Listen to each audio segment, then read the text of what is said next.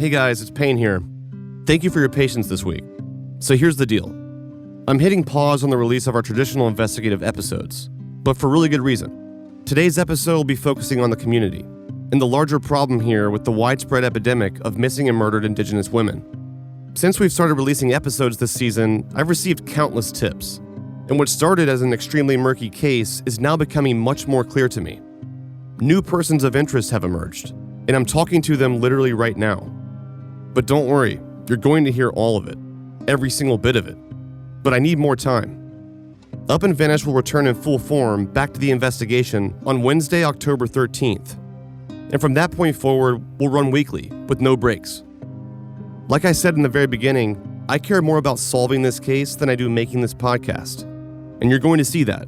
So episode 6 will be coming Wednesday, October 13th, because I need more time to continue my ongoing conversations with certain people.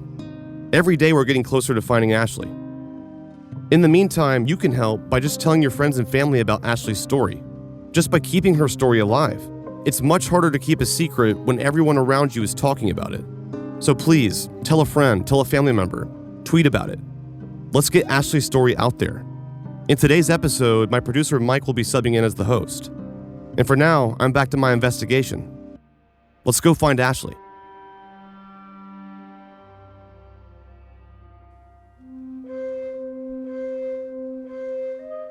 First of all, it's a really complex situation, and I think it has to be considered both in light of history and the legal complexities associated with the establishment of reservations and the placement of Indian people in these places and the role of the federal government and states.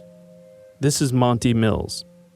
Monty Mills is a professor and co-director of the Marjorie Hunter Brown Indian Law Clinic at the Alexander Blewett III School of Law at the University of Montana. We talked to him to get a better understanding of tribal law and the intricacies of jurisdictions in Indian country. To begin with, there would be tribal law enforcement, which would be Blackfeet Nation, so the tribal police there. And tribal police, for the most part, are the product of tribes taking over those law enforcement functions from the federal government, who had historically been responsible for law enforcement in the communities. Then you'd have the federal government themselves, so Federal Bureau of Investigation, United States Attorney, U.S. Marshals, who, for the most part, don't really do day-to-day law enforcement. They're mostly interested in big federal crimes, so guns, drugs, racketeering, mobsters, terrorism. That's true everywhere in the country except for in Indian country, because in Indian country, by virtue of this history and the laws and federal Indian law, the federal government is responsible for prosecution of major crimes or even sort of day-to-day crimes committed by certain individuals. And then there's state and local law enforcement too. So county sheriffs, there can be municipal PD, state patrol, and that's 3 different authorities with at least 5 different agencies potentially. And in each of those situations, their role, responsibilities, and authorities, because of this complex legal history, depends on who is involved, both in terms of a potential perpetrator and a victim of a crime, what the crime was, and where the crime took place, whether it was in Indian country or not. The problem with that whole scenario, notwithstanding the number of different agencies involved, is it's often not clear who's responsible for what, particularly when it comes to cases of missing people. The questions of which agency takes the lead, who is responsible, gets very complicated very quickly and can oftentimes lead to agencies pointing fingers at each other. Native women have always held this particular place in American mythology. If you think about Pocahontas or Sacagawea or sort of all of these myths of white men and Native women. I think this has been a terrible part of our history, and whether it's always been the case that this has been an epidemic and we're just now sort of focusing on it, or whether there's been an uptick, either way, it's becoming a major issue to which people are really paying attention to. And part of the problem, given this jurisdictional morass of who's responsible for what, there is the perception, and oftentimes the reality, that reservations in particular are seen as lawless, free from police or enforcement, with significant gaps for a criminal element to exploit. Part of what's driving this epidemic, I think, is that notion of lawlessness on the reservations and the actual fact that for people looking to exploit vulnerable populations, they are able to do so with, in some instances, mostly impunity because they are never held to account. Right as we speak, the question of some of those gaps is before the United States Supreme Court. A Montana court case that could shape future jurisdiction laws on Montana's reservations will be heard before the U.S. Supreme Court tomorrow. In 2016, Wyoming resident Joshua Cooley was arrested by a Crow tribal officer and eventually indicted on meth distribution charges. Cooley argues the officer is not allowed to detain him because he's not Native American and doesn't have tribal status. Recently, the Ninth Circuit Court of Appeals agreed, ruling the officer exceeded his authority. Experts argue if the Supreme Court upholds that ruling, safety will be a concern on the state's reservations. There's a non-Indian on the side of a road who a tribal police officer rolled up on and sought to check out. In the car was a kid, 2 semi-automatic rifles, a pistol, and meth. The tribal cop, fortunately, secured the area and protected himself, but it turned out that he turned the defendant over to the federal authorities, and the federal court said, well, the tribal cop didn't have the authority because this was a non-Indian. The tribal cop did not have the authority to investigate, look inside the car, secure him once he realized he was a non-Indian and there wasn't any evidence, at least at the beginning, that he was committing any crime. That's the type of gap that criminals are aware of and can exploit in this jurisdictional scheme. In 1978, the United States Supreme Court issued a decision called Oliphant.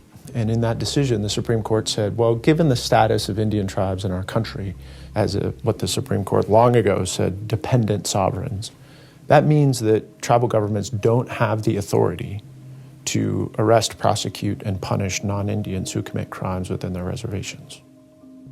So as a non-Indian, if I go to a reservation and commit a crime, the tribal government that's there can't do anything about it. What kind of crime? Anything. You name it. Murder? Murder, assault, rape, domestic violence. The tribal government can't punish a non-Indian. More recently, at least since 2012, 2013, Congress has authorized limited tribal authority, largely in response to the epidemic of violence against Native women, limited tribal authority to prosecute some non-Indians who commit certain domestic violence crimes. So the door is beginning to open back up a little bit. But that's very limited. And for the most part, tribes are prohibited because of this 1978 Supreme Court decision.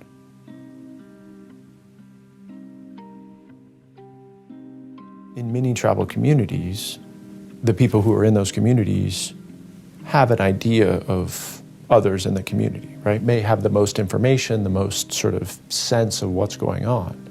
But at least when non-Indians are involved or there's these jurisdictional limitations, it demands that folks often from outside the community have to come in and investigate, do that work. Oftentimes, especially if they're representatives of the federal government, there isn't a whole lot of trust, rapport built up with those communities. That can also hinder the investigation of a lot of these crimes. You know, FBI agents show up anywhere. Folks tend to get a little nervous, but especially in tribal communities, given the long history of federal-tribal relations, there are certain principles and ideals that have been laid down within federal law that respect, to a certain degree, Indian tribes as sovereign governments here since time immemorial and able to continue exercising that sovereignty and protection of their cultures, citizens, and communities. And I think that part of the history and really the role of tribes in protecting that for themselves is commendable. The other part of that history has been the systematic oppression, dispossession, and exclusion, marginalization, and extermination of indigenous peoples by the federal government and with the federal government's endorsement.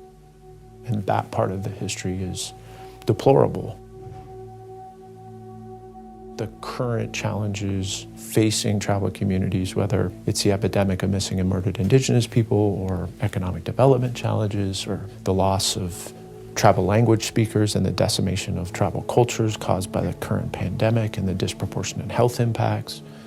All of that at some level is tied up in this history of the federal government's treatment of Indigenous peoples. The longer history of the Blackfeet people within this area is pretty remarkable. I mean, I think the Confederacy and the history of the Blackfeet here is one of real domination. They were the presence across this whole swath of the country. First, there's the jurisdictional complexities that allow agencies to avoid responsibility for solving those cases.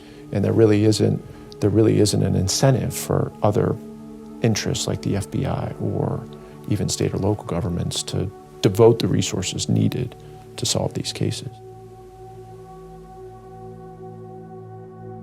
And in Ashley's case, to solve it, someone like you in particular, coming from the outside, I think it requires a significant amount of time and dedication, not just to figure out the complexities of the case,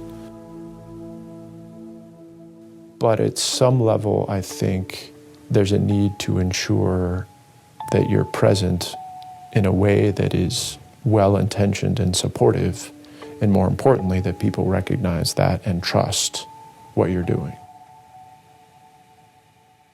Too many times, people have come to tribal communities and say, I'm here to help, and let me tell you how I'm here to help.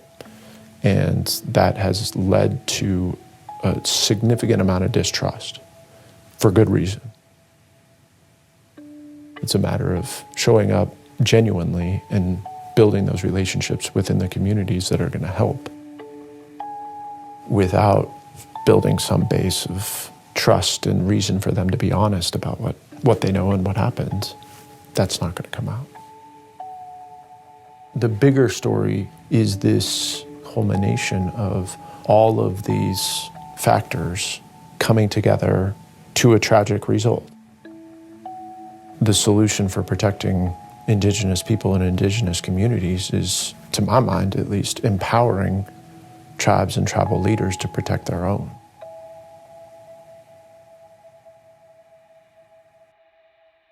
Payne, Eric, and I sat down with Frank Kipp, owner of the Blackfeet Nation Boxing Club and Youth Center. He uses his gym to teach women and children on the reservation how to defend themselves. Well, welcome to the Blackfeet Nation Boxing Club and Youth Center. This is it. I created this boxing club about 20 years ago. My family, I'm a third generation boxer. My children are fourth.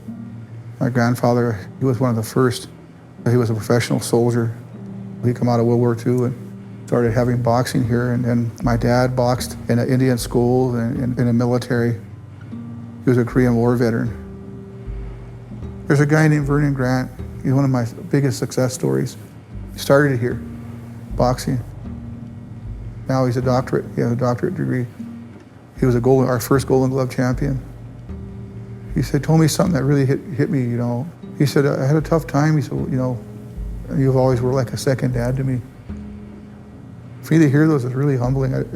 In all honesty, I don't know how to take it sometimes, you know. I think about it, you know, and he said, the only place I had in the world was this gym. This is different than any other discipline.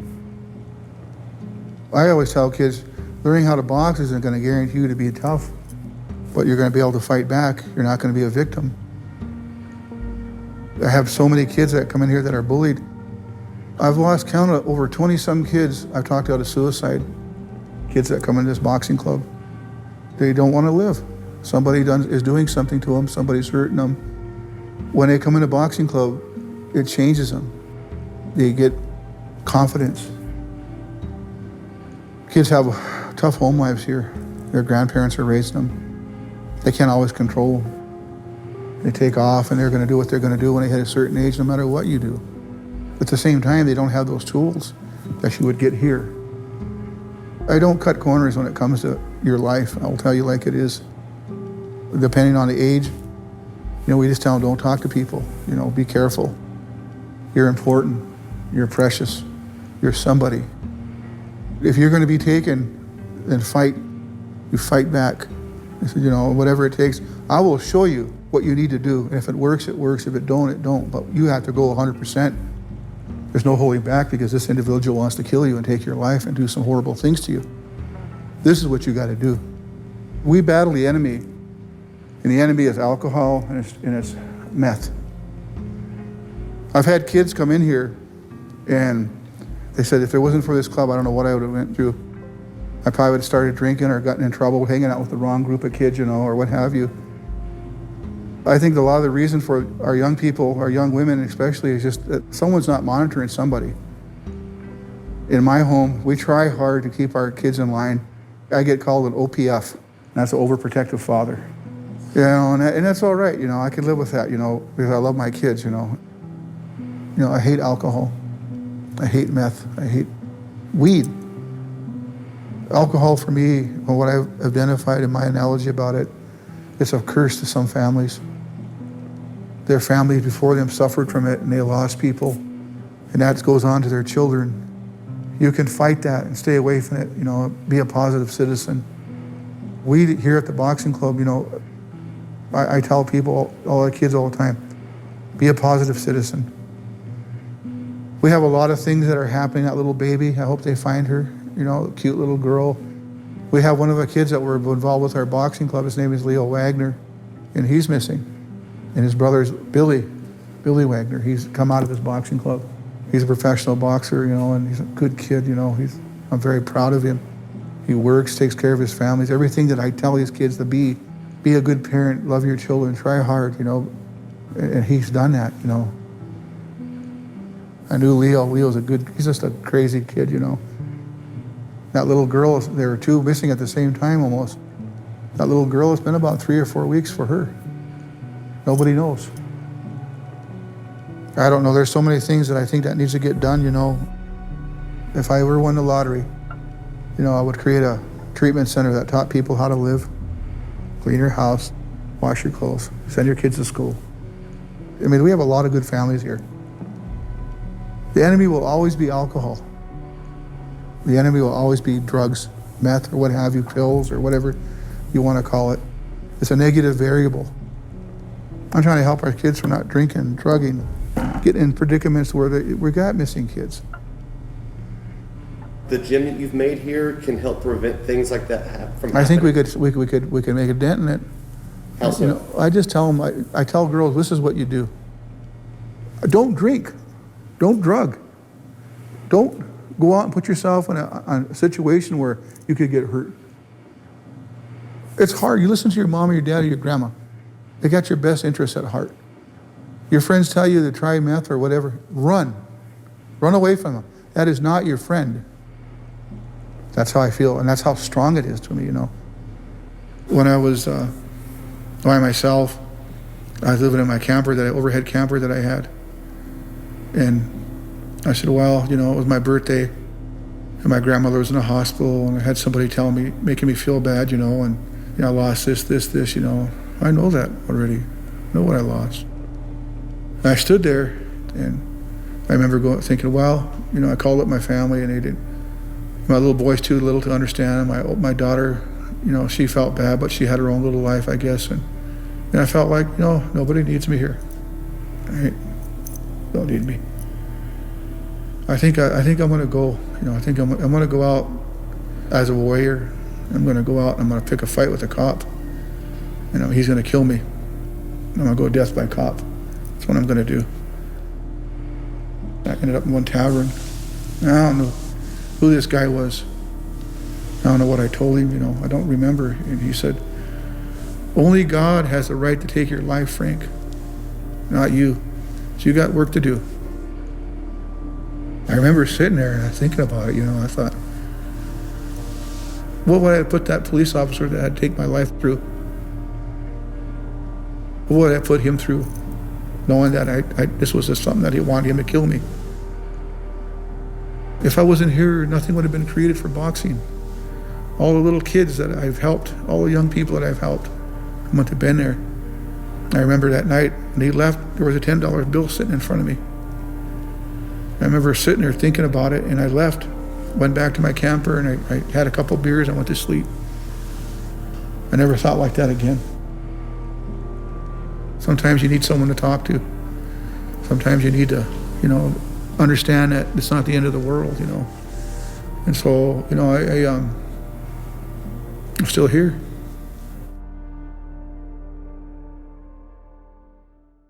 This is Roxanne White. She's a social justice advocate who helped pave the way for the MMIW movement. We're sovereign when our children are being taken from us. We're sovereign when there are real crises happening in Indian country. But we're not sovereign when it comes to our minerals, the land that we protect, the timber, the salmon, the water, the things that we value the most. We're not sovereign in those ways. We're not sovereign when it comes to casinos. Nuksha, Roxanne White. I am a family member. I'm an Indigenous grandmother.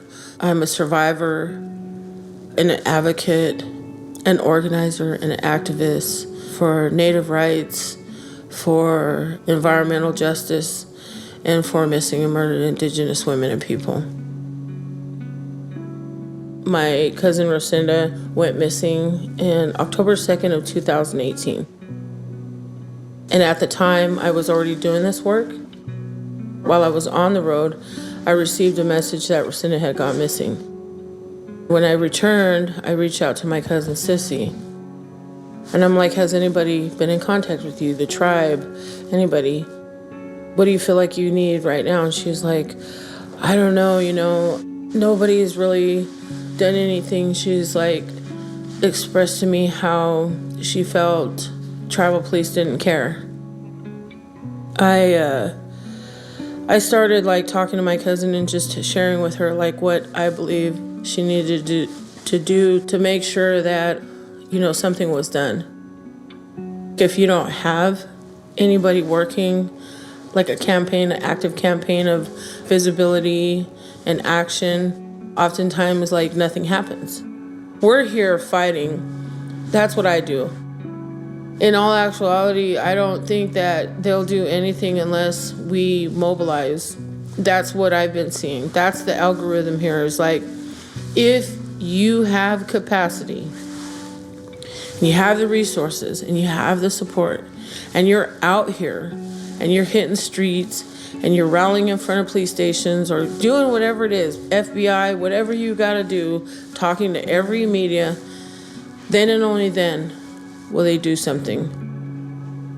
I'm here telling my cousin, we have to throw vigils, we have to get out here, we have to march, we have to do rallies, we have to stay in the public's eye, we have to keep Rocinda in the public's eye. She went missing on the reservation, on the Yakima reservation, was found almost 300 days later it wasn't an actual, it wasn't an actual dump site, but it was where people dump things. And that's what they did to her, is they dumped her. They put her in a freezer and they dumped her there. And she had 4 children. She was a mother. She had sisters and a brother. And she would now be a grandmother, first-time grandmother. And I really, truly believe that if we had not done what we did together, me and my cousin Sissy, that we wouldn't have found her at all. Nobody would have been looking. Nobody would have been looking. It was us. It's been us. It's been us fighting for her. It's been us getting out there and doing the work and pushing law enforcement. I do what I can with who I can, but I often feel like inadequate. Why? And powerless, because there's so many families, so many. And even with what I can do, I'm just one piece. If your sister went missing I can guarantee she'd probably be on HLN every hour on the hour. You'd probably be on HLN doing interviews. What harm would it do for HLN to share one Indigenous family per week? Because we can give them one Indigenous family per week. We can connect them to one Indigenous family from this country, original people, Native people from this area. We can give them one every week. People in general don't see Native American women as mothers or, loving mothers, or like single parents trying to work to do something. We're just viewed as like this, by the stereotypical Pocahontas, very sexualized and made out to be exotic or worthless.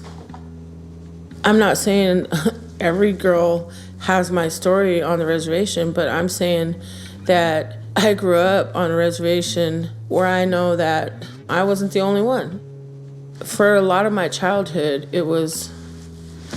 I felt like, everything was kind of like not safe and not happy. And that abuse, like sexual abuse, happened throughout my childhood. I was abducted from my own home at the age of 4 and sexually assaulted by more than 2 men. They came through a window. They opened a window, and the person knew my name and asked me to open the back door, and I did that, just being a little kid. A little 4-year-old, you don't know any better. Somebody knows your name, you answer to that. And there was nobody there to say don't. There was nobody there to say anything. Nobody, I didn't know. I was only 4. So when I opened the door, the man picked me up and covered my mouth and took off running. When you're 4 and that's how you view the world, like I viewed the world as that 4-year-old girl all this time. Viewed the world and viewed people and men and my surroundings. Literally, I had no fight in me. It was like men have been taking from me. They've been stealing from me, like abusing me. And one of my abusers never did a day in jail, never. In fact, I continued to just be raised around him, and he continued to like abuse myself and others. So I say all of this to say that, this is why I do this. Why I didn't have a choice. I just gave you like the tip of my story, right? In 1996, she was my dad's. He had 2 sisters, and she was like a mom to me, like a best friend, like my favorite aunt. And I don't speak about her very often, and I'm not going to elaborate too much into her story, but she was murdered in front of me in 1996. And when her life was taken, she didn't get that trial. There was no, I didn't get to be a witness. Prosecutors didn't care to even take it to trial. Someone could say, well, family members had to ask the prosecutors to not prosecute. But I want to just say this, where in America do you get to murder somebody, shoot him point blank in the face, and then not be tried, not be charged with homicide? When is that a manslaughter? Back then, I didn't know. There was no talk of MMIW, or there was no talk of and I'm a kid too, I did not understand what justice looked like. That's what it looked like growing up. We didn't have that. We knew that we were hated by the world around us. Growing up on the reservation, we knew that we were less than. That's how everybody looked at us. we had to deal with racism and oppression and poverty and historical trauma, all of these things, intergenerational trauma. When that happened, like, I didn't know that I could fight back. I didn't know that I could fight for her. So today I get to. Today, everything I do is like fighting for her. Is making sure that, nobody else has to just like accept it. Don't just accept somebody murdered your loved one because the law doesn't step in to protect you or your family like it would a white girl or a white man. It's unacceptable. The law is the law, but yet here we are. We're fighting for justice over and over again, time and time again, with bills, laws, just for simple human rights. It's this battle that we've been fighting hundreds of years since colonization.